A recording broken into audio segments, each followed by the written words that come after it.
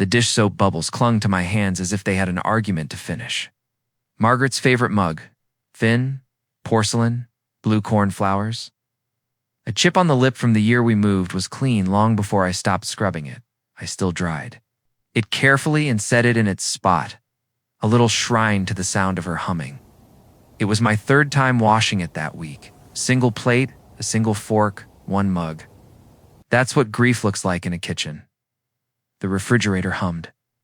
It is very beautiful, the specialist said. How a heart keeps going when it wants to argue. The magnets on the door held up a lifelike pushpins. A postcard from Yellowstone. A kid drawing of a lopsided boat. And a photo of my son Rick in his cap and gown 17. Grinning, Margaret's arm around him. Before the arguments. Before the money. Before the silence, the phone rang. Shrill in an old house way that makes you think every sound is a summons. I fumbled for the dish towel and the wall-mounted phone at the same time, the way your hands remember how to be useful and stupid at once. Caller ID isn't my friend. Without my glasses, but I knew the number. It wrote itself in my chest. Rick. I could hear him breathe before he spoke. Dad, he said in a voice so familiar it made my knee ache. The one he broke in Little League and still complains. About when it rains. It's me. A year of silence hung between us. A rope we did not each want to be the one to drop. The last time we'd spoken, he'd stormed out when I said no to an investment opportunity. Margaret would have handled it better. She had a way of putting conditions on a yes and making the person grateful for the boundaries. Hello, I said. My voice sounded like the gravel in the church parking lot where we used to ride bikes. I know it's been too long, he said. I could hear him move the phone from one ear to the other, the way he did at 14 when he wanted a different sentence to come out than the one he'd been practicing. Emma and I, we miss you. We miss family. Family, the word lived. Like a soft thing and a weapon in my kitchen. We had been one once. Pride and money and two stubborn men made walls high enough we couldn't see over them. I miss it too, I admitted, surprising myself with how little fight that sentence had. Come for dinner? Said in a rush. I was making pot. Roast. Your favorite. We can talk. Really talk. Like we used to. I sat. The leather chair Margaret insisted on because it was good for my back held me like a handshake. On the side table, a family photo from Rick and Emma's wedding 5 years ago. All four of us smiling in a way that makes you suspicious now. Tonight? I asked, because I had become a man surprised by invitations. I know it's short notice, he said quickly. But we don't want to wait anymore. We've wasted enough time. Okay? I heard myself say what time. 7:30? I'll text you the address.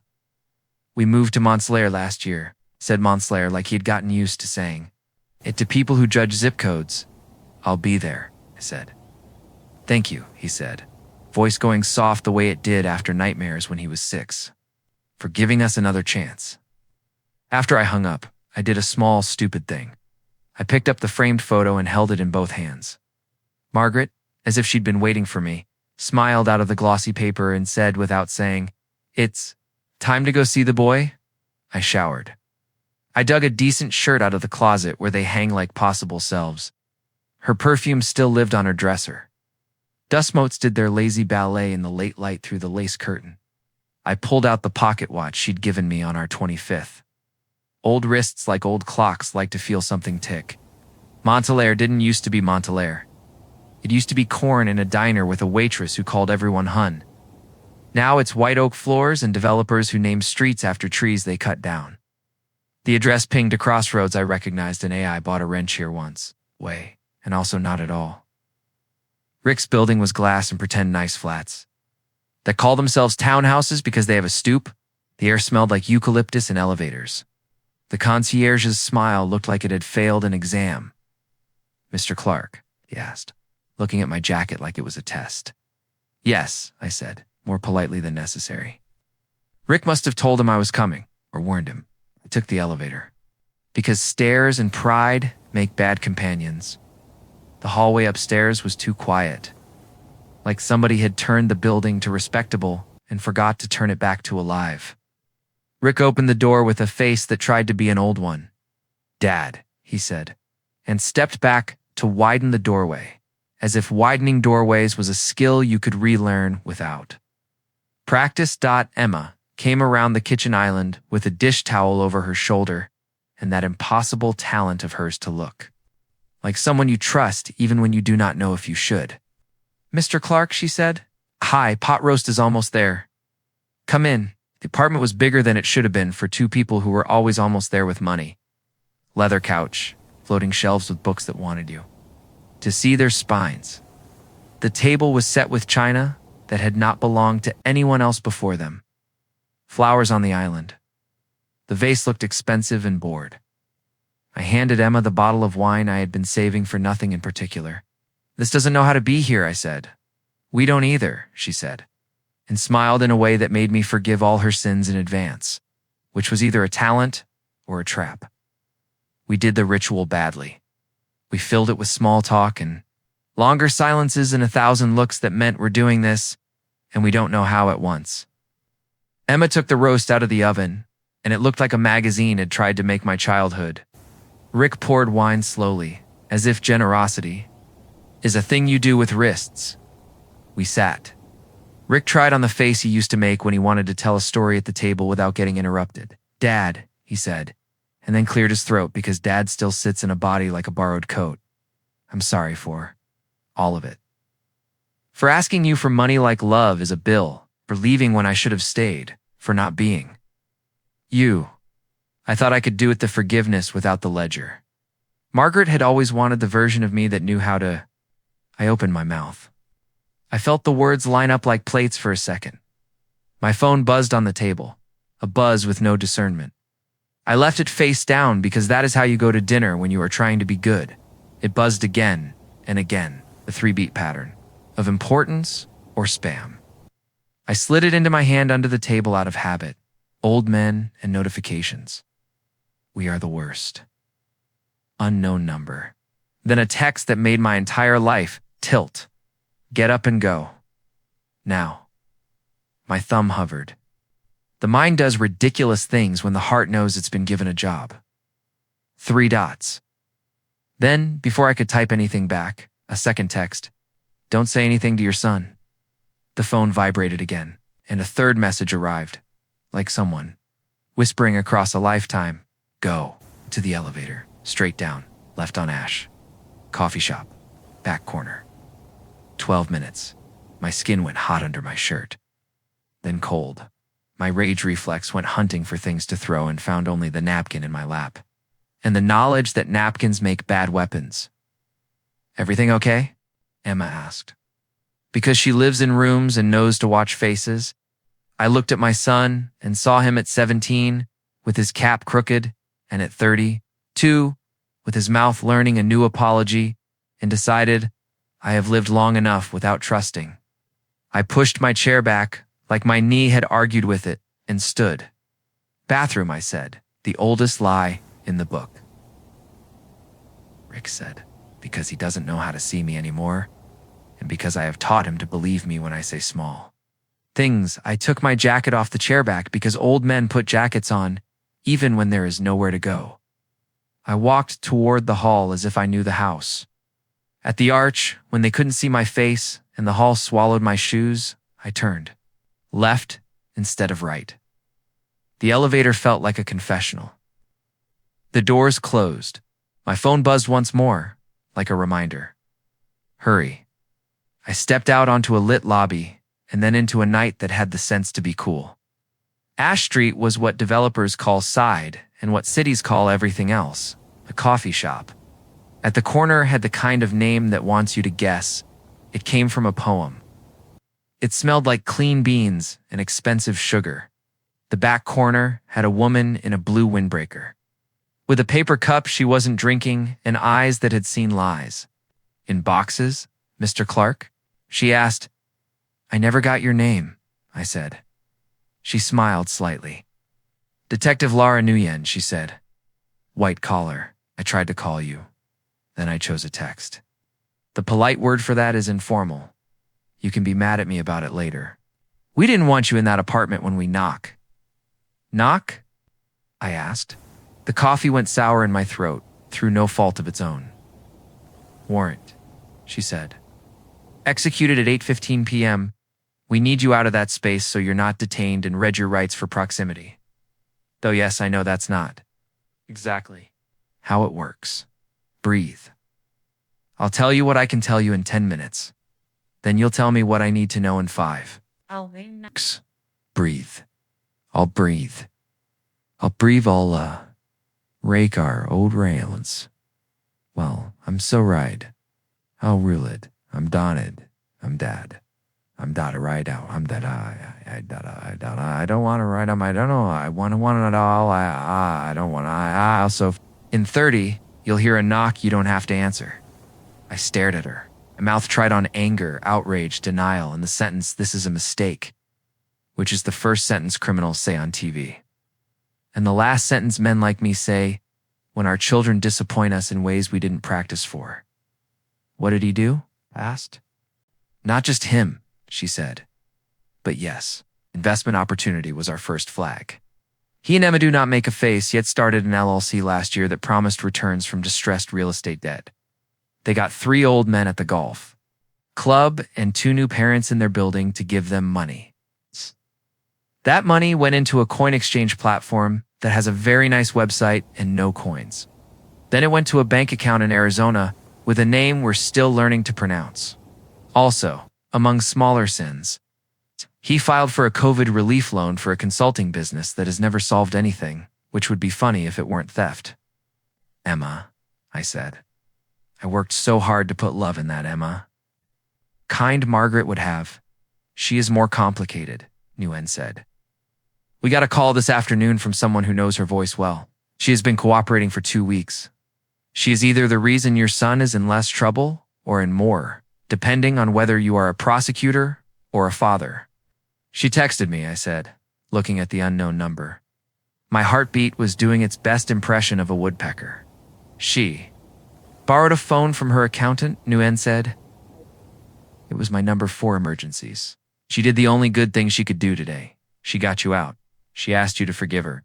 Not yet, but maybe someday." I sat down because chairs have jobs too, double quotes, Mr. Clark, Nguyen said. "Not unkindly, did he ask you for money tonight? To sign something? To co-sign something? To make it right?" "He didn't get the chance," I said. The napkin in my hand had been worrying itself into a ship. "He intended to," she said. "We have an email from yesterday afternoon. Dad tonight, make sure he brings checkbook. He is not a mastermind. He's a boy who thinks money is a language. And he learned the wrong dialect." The coffee shop door opened and closed. A couple laughed. The barista dropped a spoon. Normal life played badly on our table. "Listen to me," Nguyen said. "You did not ruin your son by refusing to pay him to be decent. He wasn't decent. He chose this. He chose it a while ago. You get to choose who you are now that you know. In 30 minutes, you will not be in that apartment, and we will knock, and your son will choose again who he is. And then you and I will talk about whether you want to be the person who posts his bail." I looked at my hands. I looked at the window.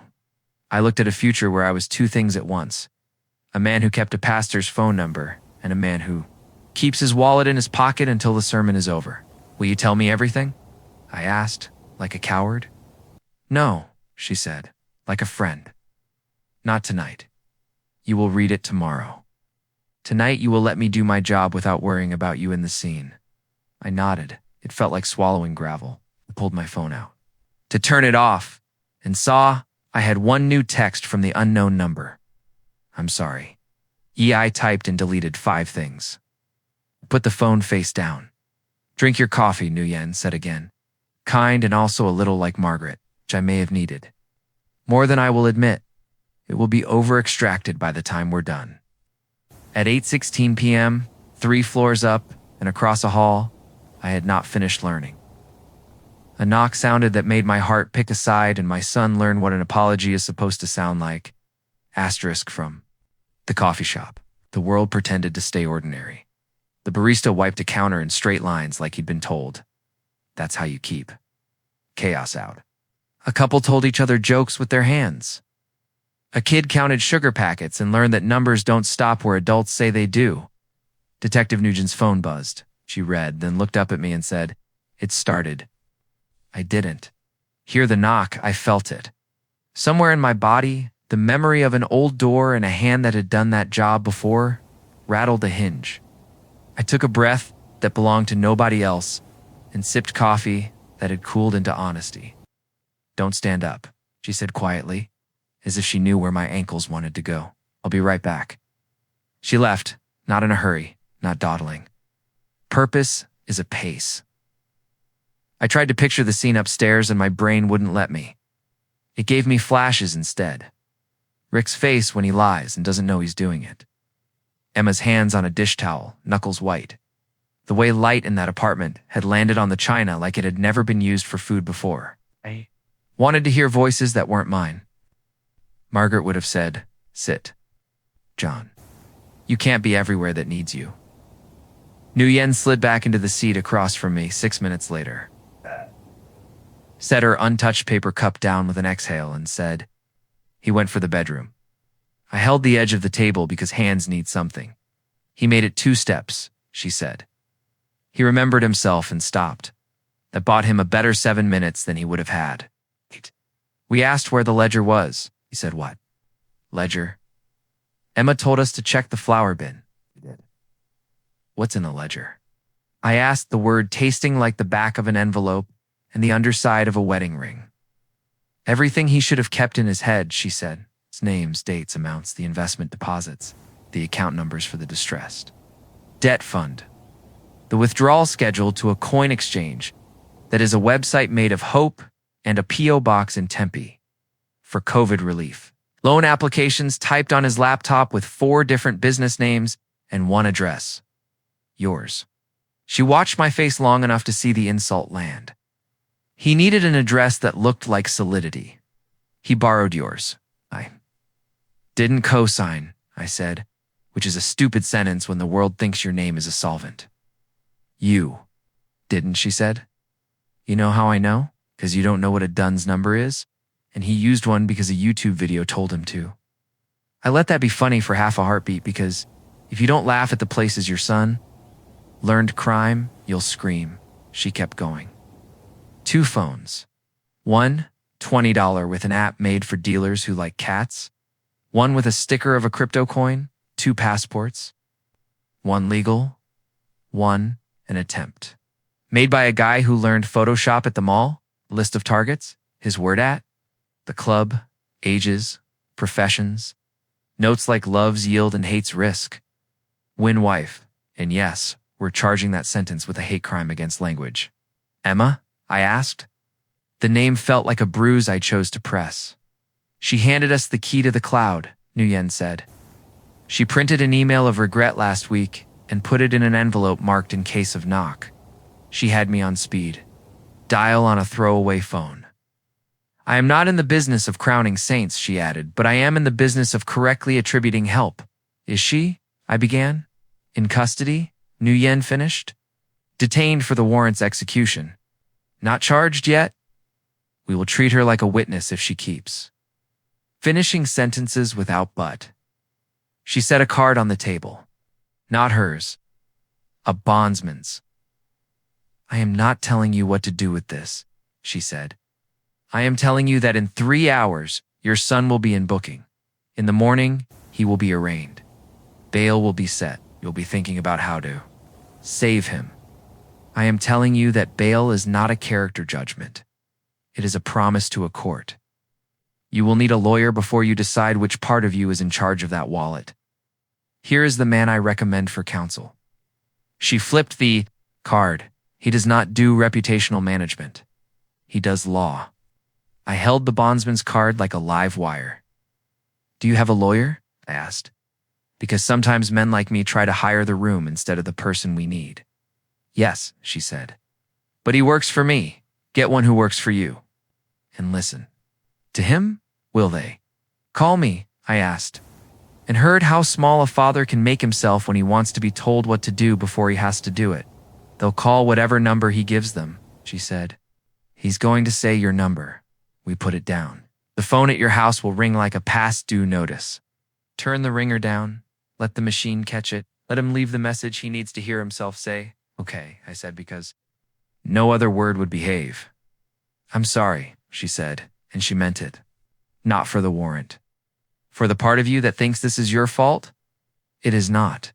You didn't make him a man who scrolls Instagram for watches his wrist can't afford, and then invents them out of other people's retirement. You did not. Teach him to write targets like these are video game sprites. You did teach him to apologize. He's going to get a chance. He's going to hate it, will you? Tell me if he cries. I asked, because I am not done being his father. She looked down at the table. He did, she said. When Emma sat down next to him and put her hands on her knees and didn't touch him and said, I'm finished telling lies for you, and I'm finished telling lies to myself, he cried then. It wasn't pretty. It was true. She stood. I'll call you with the arraignment time, she said. Go home. Write something that will keep you from answering the door when you shouldn't. She left me with it. Coffee, 2 cards, a window. City that thinks elevators are neutral. I went home. I took off my jacket like it had learned a weight it didn't deserve.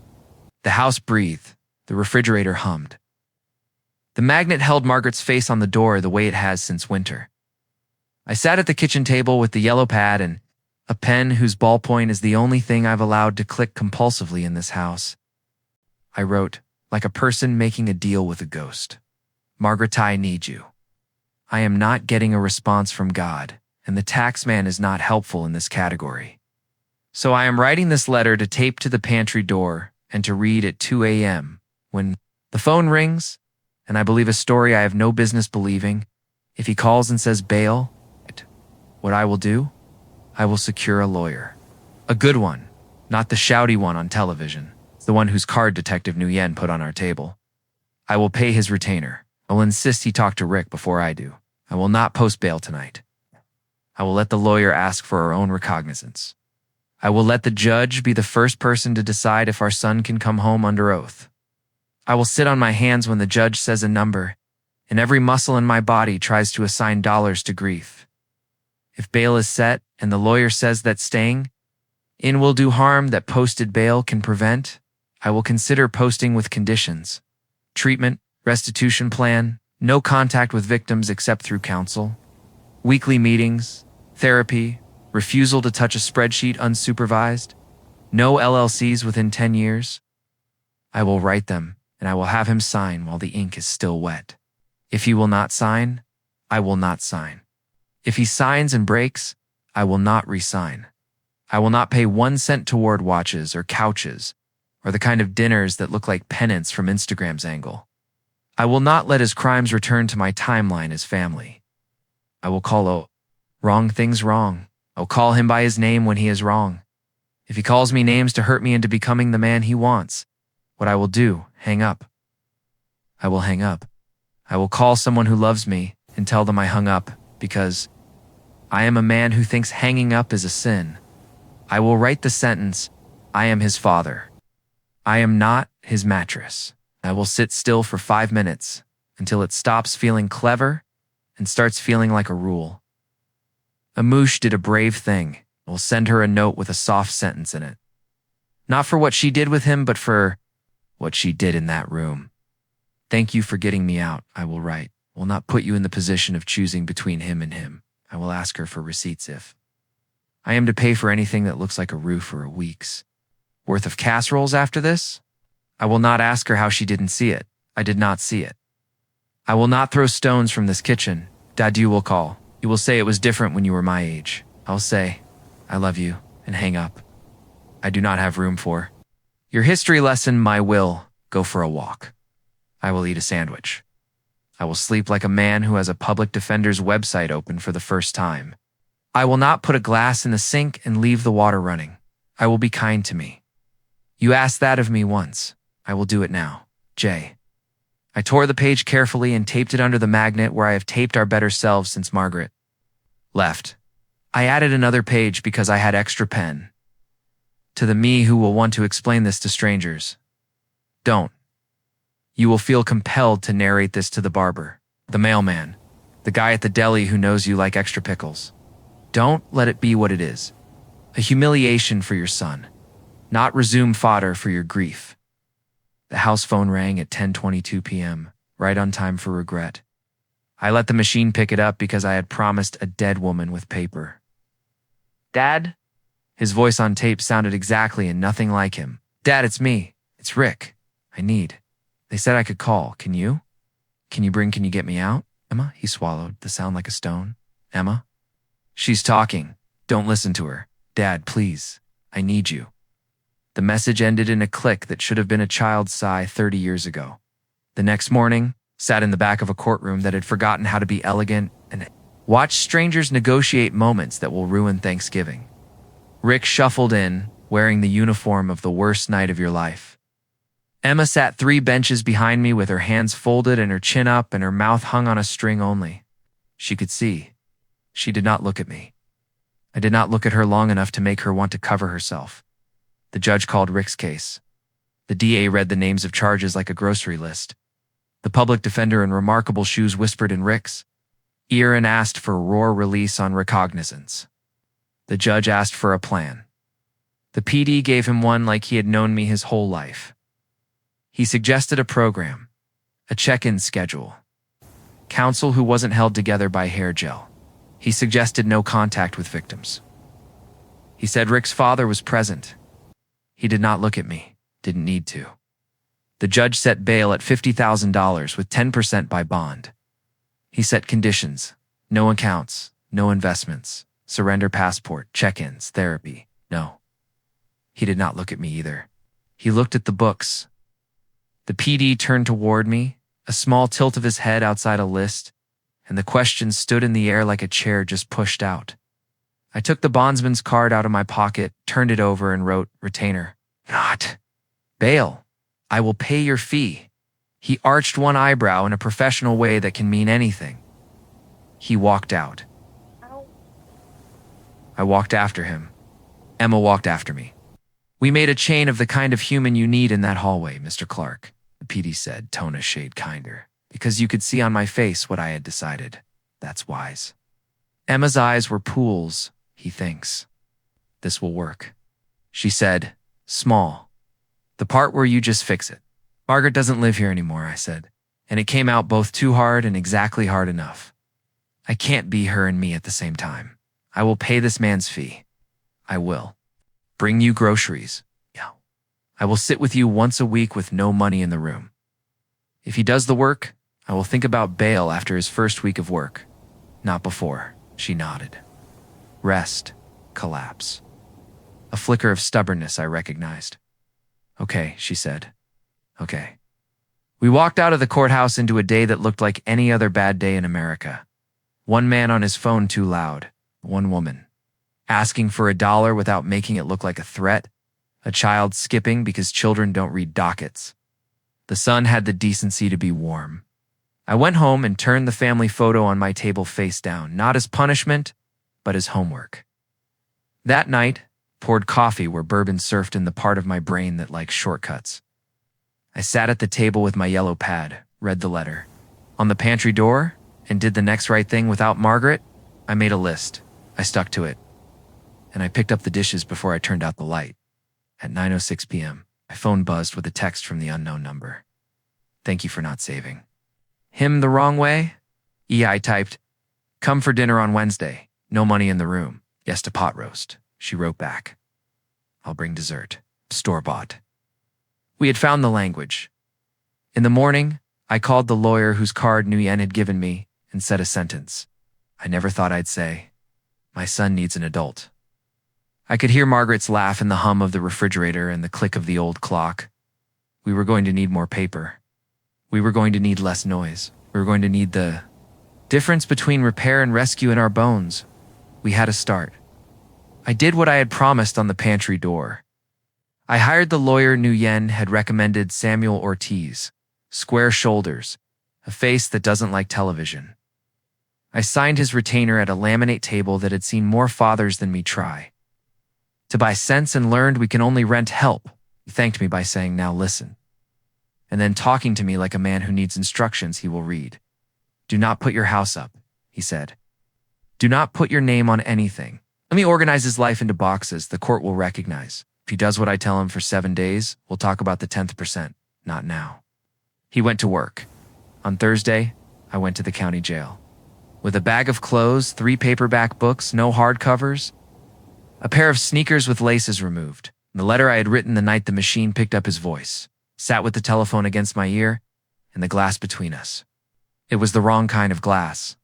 It didn't keep weather out. It kept words from making sense. He picked up his receiver like he was on a TV show. He had the face of a boy who has not slept and the mouth of a man who has practiced an apology that hasn't learned the right nouns. He started to speak. I held up a hand. I'm going to talk first, I said, because I will lose my nerve if I let you tell me what you think your life is for the last year. He blinked once, like a reset. I took my paper out, smoothed it on the metal counter, because hands need things to press. I read, "This is the agreement for any money I pay from this day forward," I said. "I will pay for your lawyer. I will pay for a therapist who has no patience for your metaphors. I will pay for groceries for Emma and for the light bill while she cooperates with the people trying to keep you from dressing in orange for a decade. I will not pay for bail today. If you sign this agreement at the end of 7 days of you following a plan, the court and your lawyer, right? Not you, I will consider posting with conditions. If you break any one condition, I will not repost. That's why I will not purchase you out. Of consequence twice, do you understand?" He swallowed. He nodded. He started to say, "Dad, the way people in glass rooms say magic." "Don't dad me yet," I said. And I hated how hard it came out and loved how it held. "Here's the plan you will follow this week. Drug screen. Daily check-ins. No contact with anyone you took money from. No emails to anybody with coin in their email address. You will begin writing, not typing, a list of every person you called a target, and next to their name you will write, in pen person, and then their name. Full. On Thursday, you will write an apology to your wife. On Friday, you will write one to me and not put money in it. On Saturday, you will start a journal you show to nobody, where you list every single lie you told that felt like truth when you told it. On Sunday, you will ask the chaplain for a chair." His mouth twitched at that. "A chair?" "You will ask him to sit you in it," I said, "so that when you get out, you know what having furniture under you feels like again. You will owe a lot of chairs, son." He leaned his head against the smeared glass. It made a dull sound I would detail on a tax form if they'd let me. "Dad," he said, and this time it was a small thing, honest and bratty and 5 and 32. "At once, I'm sorry. Say it to Emma," I said, out loud, and to Sam, and to Detective Nguyen. "They're the ones trying to carry the part of this I don't have hands big enough to hold anymore." He nodded. I slid the bag through the slot to a guard whose face suggested she had seen this exact choreography enough to invent a different set of music for it. "Keep the journal," I said. "Get 1 full page. Not clever, not cruel. Page. I'll call Sam Monday." On Friday night at 10:08, the house phone rang. The machine answered because I had promised a dead woman paper. "Dad," he said, tired. I did it. The list. It hurt. I don't have jokes for this. He breathed like a man whose lungs had found a job. "Sam says if I check in twice more, and the judge sees the plan." Bail might be the word he picked was merciful, which is not a word I have ever heard him use outside of Scrabble where it scored too many points. And Dad. Didn't call the people I wanted to. I didn't. I went to bed with my hands under my head, and for the first time in a week, sleep found the part of me that usually gets up 3 times to tell me I forgot to put the spoon in the dishwasher. Margaret would have kissed my shoulder and slept an extra half hour for me. Slept for both of us. Monday dawned like a warm verdict. Sam called at 8:02 a.m. "Your son did the 7, said, sounding more relieved than lawyers allow themselves in public. "The judge is willing to convert bail to a signature bond with conditions if we present a third-party plan. Yep. Need a job offer in writing by Friday, mental health intake proof, and a schedule. Also a long-suffering father who can look bored and firm. I have been waiting my whole life to use the face I used on him during algebra," I said. "What kind of job?" "Something with verbs," Sam said. "Not one with fund or consultant or synergy in the description. Every judge in this county knows what those words try to hide." I called my friend Hector Knott. The same one who installs handrails at the VA. Different one, who has run a warehouse out by the creek since before it was legal to call those roads last mile. You need a clerk? I asked. A picker? Picker who doesn't touch cash or a computer? I need a pallet jack driver who takes direction and says yes ma'am to Maria, he said. He can have that job for 30 days. And I both know we'll find out if he's good in 5. Put it in writing, I said, with a line that says no forklift until you earn it. He laughed. Oh, John, he said. You finally becoming your wife? I'm trying. I said we met in Judge Carter's courtroom Wednesday morning. They brought Rick in through the side door, a person in a suit people had saved for their brother's wedding, and a face that had not slept, but had avoided. Mirrors long enough to give the mirror a chance to be kind. Emma sat with a legal pad, and a pen in hands that had stopped shaking. It's not because they no longer had a reason to, but because they had decided shaking wasn't getting the ink on the page. Sam stood. He read a plan like a man telling houses of Congress what a budget is for and expecting to be laughed out of the room. When he wasn't, you could see his shoulders almost smile. Signature bail, the judge said, tapping the papers like he liked the way the words felt. No travel. Passport surrendered. Counseling. NA or GA. Weekly check-ins. Restitution schedule to be determined with counsel. No new LLCs, no bonding others out. Job to start Monday. Maria's signature here. He pointed at Hector's letter. I had made him write his wife's name instead of his because Maria runs that warehouse. Has more weight for me than your father's. He co-signed no loans. He will not be your co-signer now. Sam looked at me. We looked at Sam. We both looked at Emma. She looked at the judge. Thank you, she said. She meant it in the way a room should. They cut Rick loose an hour later through a side corridor. You would not notice if you didn't have a reason. He carried a clear bag with a wallet in it. And shame. He looked at me the way he used to look. At the catcher, when he wanted the fastball he didn't deserve and got the changeup he needed. Dad. He said, small. Put that bag down, I said. You can carry it when you've earned both hands free. It took him a second. Then he smiled with a tiny piece of his mouth that someday might get old enough to become the rest of him. He put the bag down. We walked to the parking lot like men who both hate and love short distances. We had the first dinner that didn't involve a knock. Emma made pot roast again, out of superstition or logic. I can't tell. It tasted like a person who had not been sleeping cooked it. She put the letter I had written on the pantry door, under a magnet shaped like a chicken that was aggressive and then charming when you looked long enough. Rick stood in the doorway and read it like he'd never seen paper be useful. He put a finger under the line about bail and nodded once like he knew exactly why it was here. He tried to apologize. He got 4 sentences in, used the word but. I held up my hand. No conjunctions, I said. You can make however many periods you want, but you will not put but in my kitchen. He stopped. He started again. I'm sorry I used your address to make myself look solid, he said. I'm sorry I asked you to save me the stupid way. I'm sorry I made Emma prove she was good by letting me be bad. I'm sorry I tried to make other people's retirements my rent. I'm sorry I made excuses to my mirror so often it started nodding. Emma put her hand on the pantry door. She didn't touch him. She touched the paper. That was enough. On Monday, we drove to the warehouse at the edge of town. The air there has always smelled like cardboard and decisions. Maria met us with a clipboard and a face that tells you in one look whether you will last. She handed Rick a vest so orange it should have been its own law and a binder with checklists like a prayer. You say yes, ma'am, to anybody who looks like they've been here longer than you've been alive, she said. You drink water every hour like it's salary? You pull orders. You don't talk to me about optimizing anything. You don't touch a forklift until you've proved you won't kill my walls. You can be a different man if you keep your mouth shut and your hands busy. Got it? Yes, ma'am, he said. Say it like you're not auditioning, she said. He did. She grinned.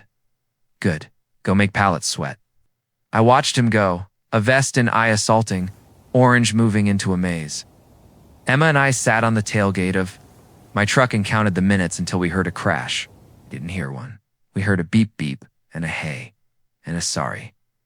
That will do. Detective Nguyen called that afternoon like she said she would. Good start, she said. He checked in. He turned over his passport, handed us passwords. He got an appointment with a therapist who will not let him make the couch do the work. He cried at the part of himself that says he's clever. That's the part I most like to watch break. I laughed, because somehow this woman has given me back permission to find it funny when my son does his human in public. We set Wednesday dinners in my kitchen. No money in the room became a rule we wrote on an index card and taped on the door. No talk of rates returns OR last year. Sauce simmered.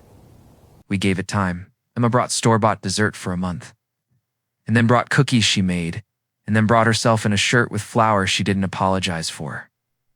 On the third Wednesday, Rick brought his journal. He didn't show it to me. He brought it. He set it on the table and ate. Halfway through, he stood up, took it to the pantry door, and tucked it behind the letter. He looked at me like a person looking at a fence they've decided not to hop. He sat.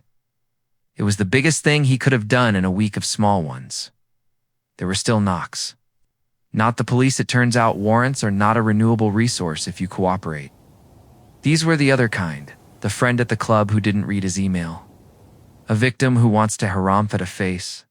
An apology you didn't schedule. Wrote a procedure. When someone knocked that we didn't invite, we listened. We did not let them in.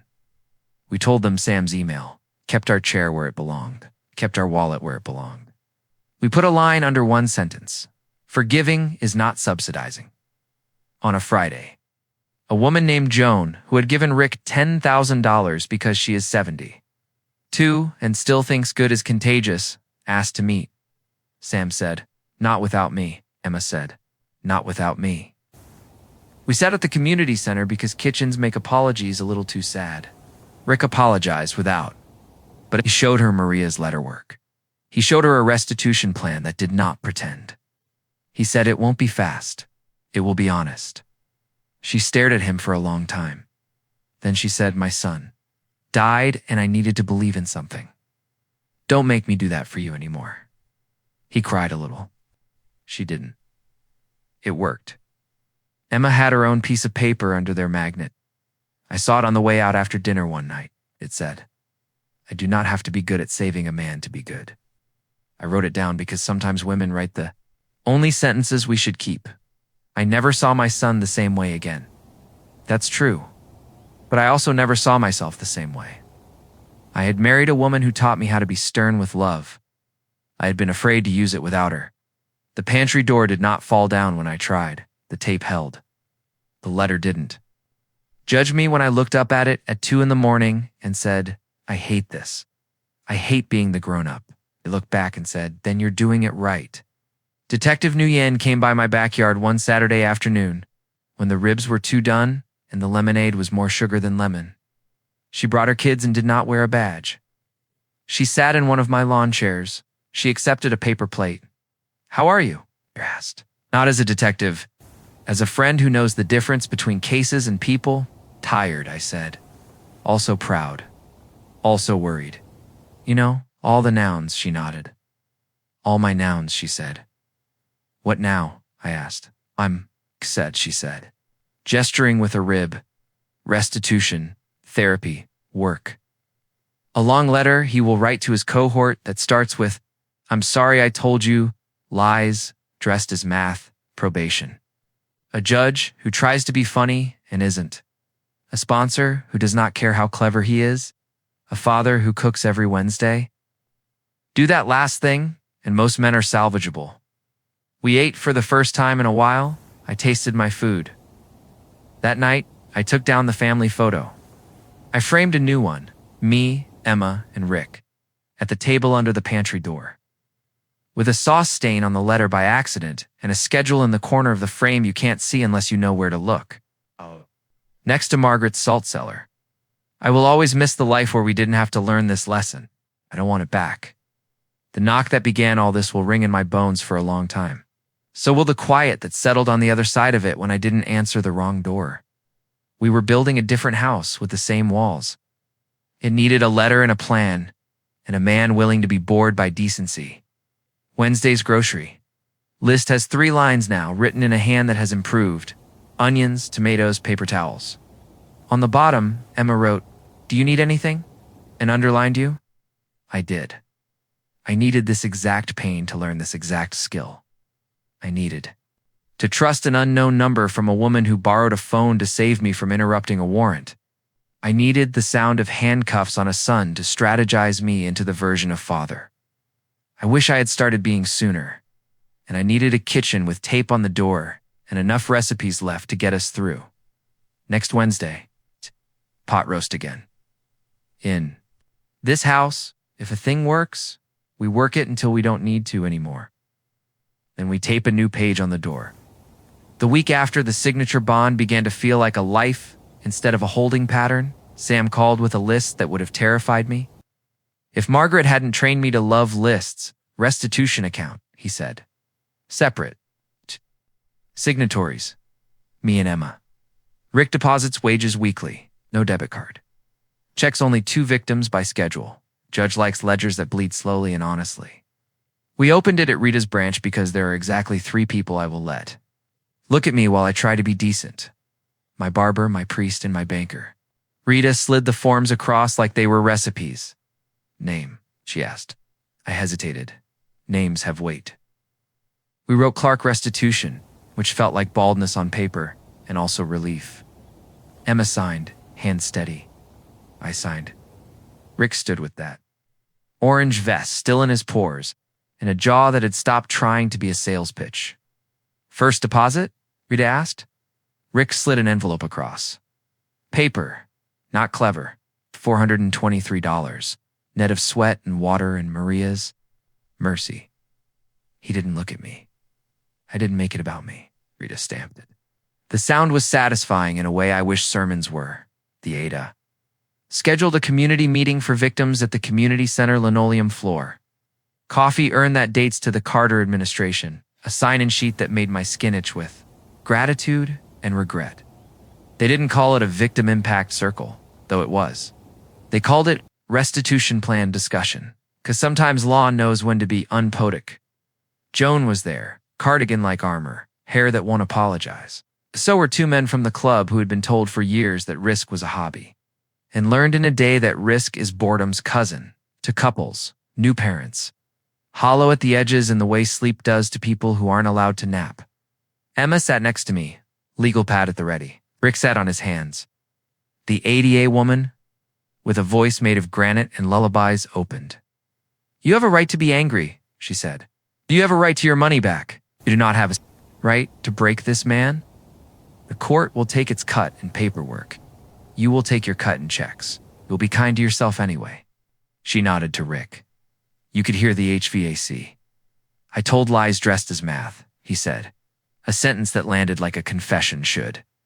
I called you targets. You are people. You trusted me because I borrowed my father's address and my wife's goodness. I have a job that makes pallets sweat.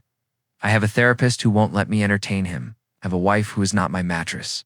I have a father who won't post bail for my next mistake. I have an account. I have a schedule. He lifted the ledger like a medieval monk. You will not get rich from this. You will get paid. Slowly. Honestly. A man in a vest that had seen too many golf tournaments said, I don't care about the money.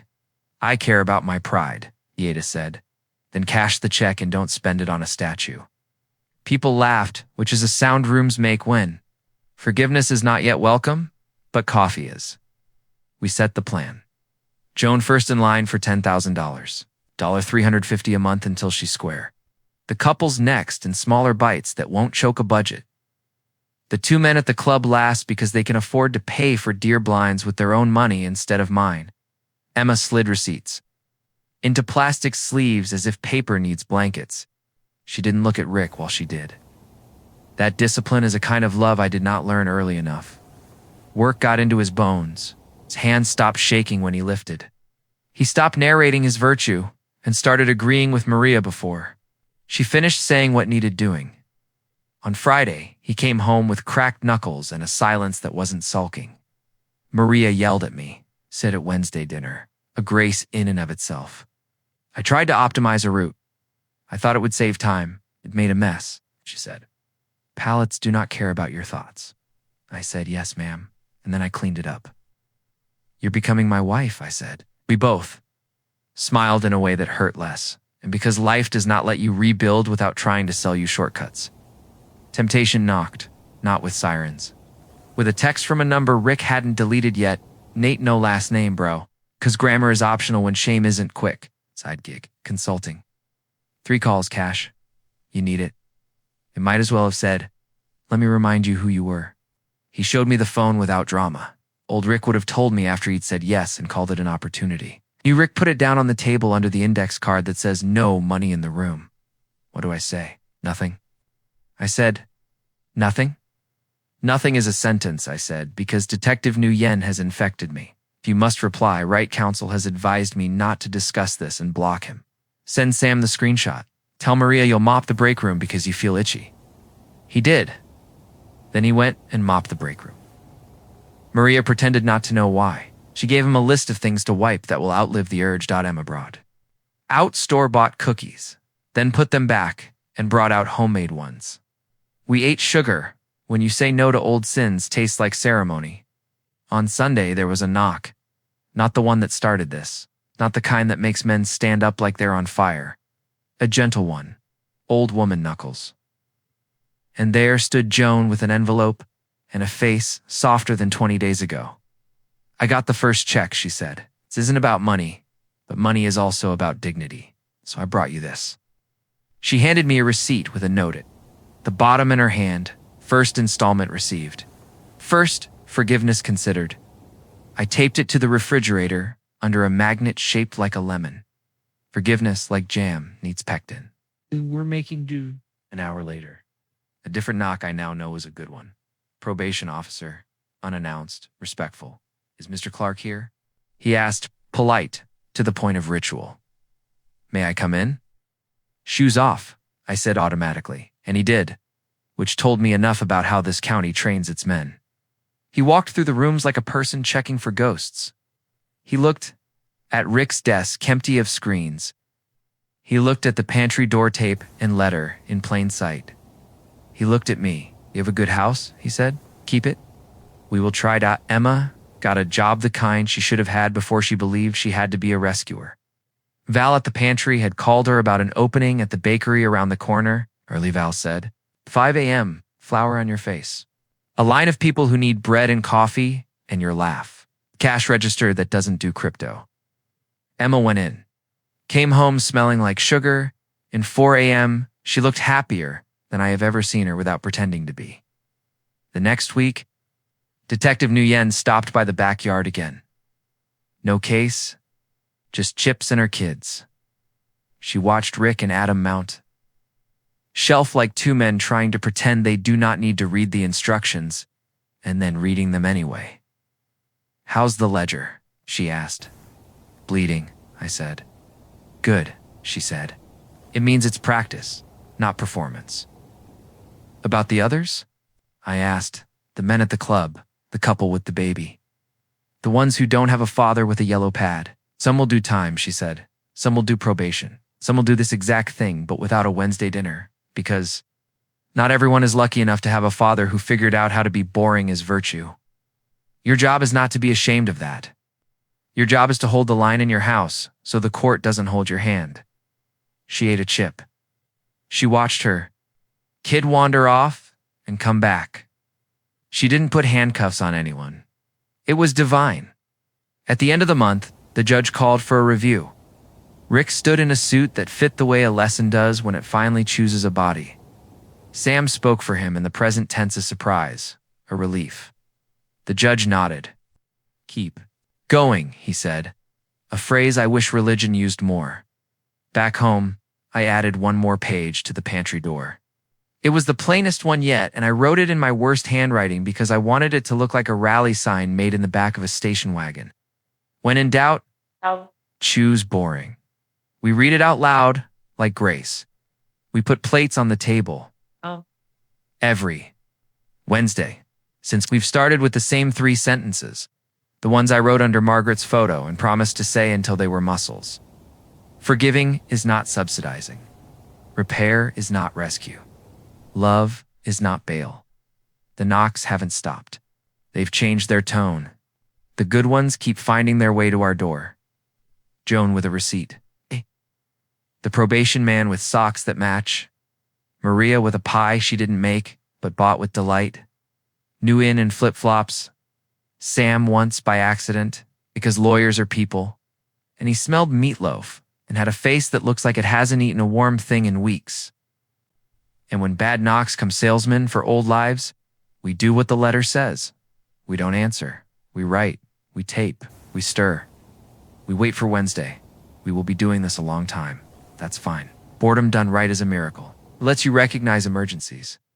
It lets you hear the coffee shop door and the good cop's shoes and the difference between a knock that says police and a knock that says neighbor.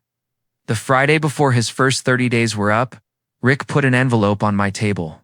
For Joan, he said. And the couples and the clubmen grinned, silly, and next week for the bakery. Emma is getting health insurance. I'm going to pay for some of their dish towels. That last one is weird, I said. It isn't, he said. It's Chair's dad. Different room.